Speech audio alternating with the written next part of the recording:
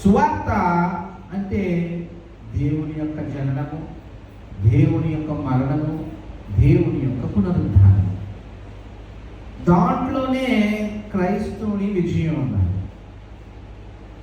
క్రైస్తవుని విజయం ఎక్కడ ఉన్నది? ఆ సువార్తలోనే ఉన్నది.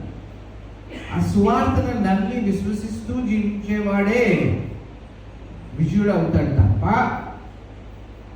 అంత విజయుడు అవ్వలేదు. దీనికి లేఖనాల ఆధారాలు ఎన్నో ఉన్నాయి. క్రైస్తవులు మర్చిపోయేది ఏంటంటే, ఈ లోకంలో జీవించేటప్పుడు ఈ లోకం యొక్క ప్రమాణాల ప్రకారంగా నీ జీవితాన్ని పోల్చుకుని చూడటం వల్ల వస్తుంది మిస్టేక్ అక్కడ. క్రైస్తవులు ఈ లోకంలో జీవించేటప్పుడు దైవ ప్రమాణాలను చూసుకుంటూ జీవించడం వల్ల తప్పు జరగదు. తప్పు అసలు జరగదు. ఈ లోకంలో కూడా విజయులుగానే ఉంటారు.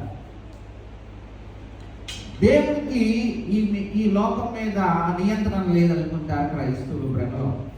కానీ దేవుడు సర్వాధికారి అయిన దేవుడు, నిరంతరము స్తోత్రార్హుడని లేఖనాలు సెలవిస్తాయి. ఎలాంటి వాడు ఆయన ఎలాంటి వాడు అంటే సర్వాధికారి అయిన దేవుడు, అంటే అన్ని అధికారాలు కలిగిన దేవుడు.